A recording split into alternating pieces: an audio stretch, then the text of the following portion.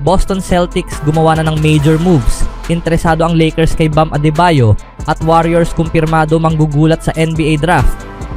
Ipinagpapalit ng Boston Celtics si Jrue Holiday sa Portland Trail Blazers kapalit ni Anfernee Simons at 2 second round pick ayon kay Shams Charania ng ESPN ngayong araw. Ito na ang pangalawang pagkakataon na napunta si Holiday sa Portland dahil dati na rin siyang ipinadala roon ng Milwaukee Bucks noon sa kalakalan na nagdala kay Damian Lillard.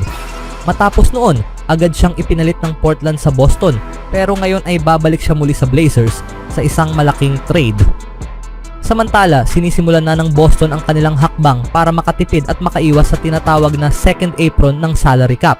Mas mababa ng humigit kumulang $5 milyong ang kinikita ni Simons kumpara kay Holiday at expiring na ang kontrata niya. Si Holiday ay may natitirang 3 taon sa isang mamahaling kontrata. Mas bata rin si Simons ng 9 na taon sa edad na 26.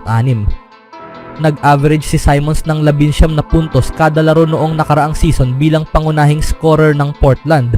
Ngayon, inaasahan siyang gumanap ng mahalagang papel sa opensa ng Celtics habang hinihintay ang pagbabalik ni Jason Tatum na nagtamo ng torn Achilles sa Eastern Conference Semifinals laban sa New York Knicks.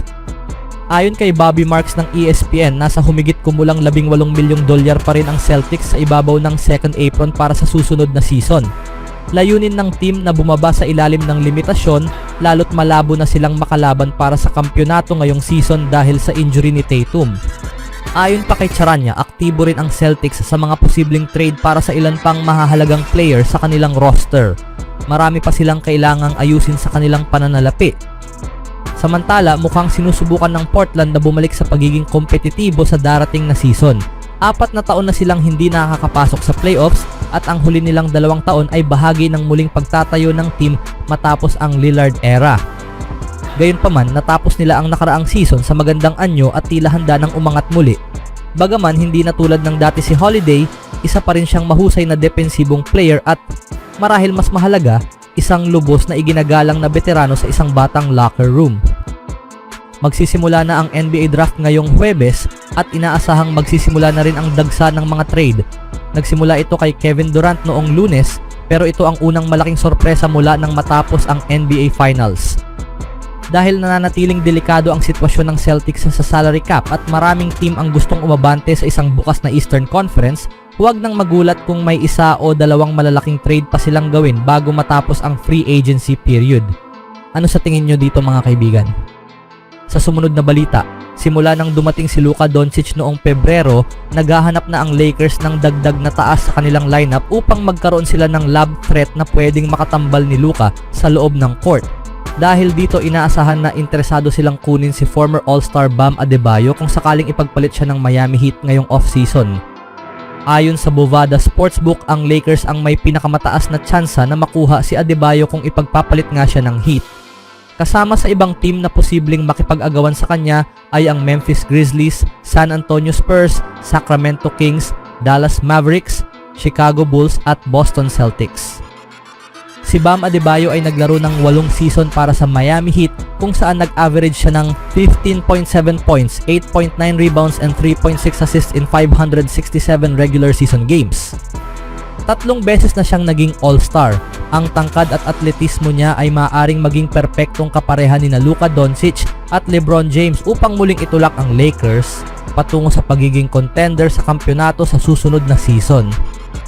Simula nang maging All-Star si Bam noong pandemya, 2 beses nang umabot ang Heat sa NBA Finals, 3 beses silang na-eliminate sa first round, at minsang umabot sa Conference Finals. At kahit pa masabi nating siya ang isa sa mga dahilan kung bakit nakapasok ang Heat sa playoffs taon-taon, maaaring hindi na ito sapat para sa franchise. Si Tyler Hero ay gumawa ng malaking hakbang sa kanyang performance nitong nakaraang season, lalo na pagkatapos ng trade ni Jimmy Butler. Ang team ay orihinal na binuo sa paligid ni Butler at siya ang pangunahing dahilan kung bakit nakarating ang Heat sa finals ng 2 beses. Pero ngayon na tila si Hero na ang bagong pinuno ng team, maaaring panahon na para suriin ng Heat kung karapat dapat pa bang panatilihin si Adebayo, lalo na sa kanyang bagong max contract extension.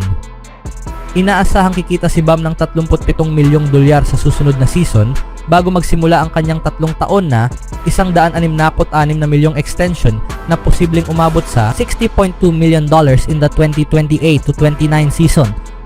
Ang isa pang issue na dapat isaalang-alang ay kung kaya ba talagang isagawa ng Lakers ang trade na ito. Ano ang maaaring i-offer ng Lakers para kumbinsihin ang Heat na bitawan ng isa sa pinakamahalagang bahagi ng kanilang team? Ayon kay Jovan Buha, former Lakers beat writer ng The Athletic, sa palagay ko bagay si Bam kay Luka dahil pareho silang all-star all-NBA players, matalino sila at kaya nilang gumawa ng paraan para mag-work. Mahusay siya sa depensa, oo, pero duda akong kukunin siya ng Lakers, ani ni Buha.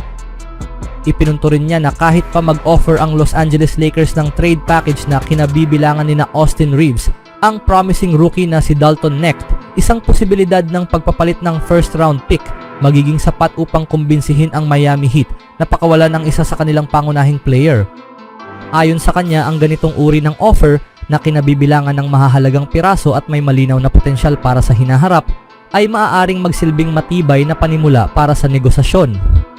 Bagamat mataas ang halaga ng player na posibleng isakripisyo ng Heat at may posibilidad na may ibang team na maghain ng offer na kapantay o mas mataas pa, ang offer ng Lakers ay nagpapakita ng seryosong interes at maaaring maging daan tungo sa isang makabuluhang pag-uusap sa pagitan ng dalawang panig.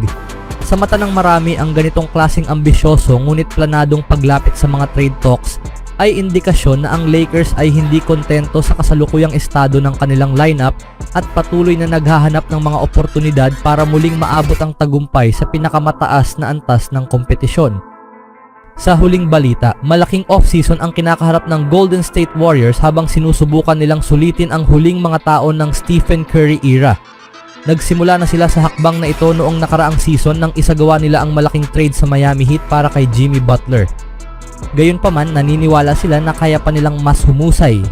Mayroon silang 4 na tradable first round picks at mga kontrata gaya ni na Moses Moody at Buddy Hield na maaaring gamitin para sa mga upgrade.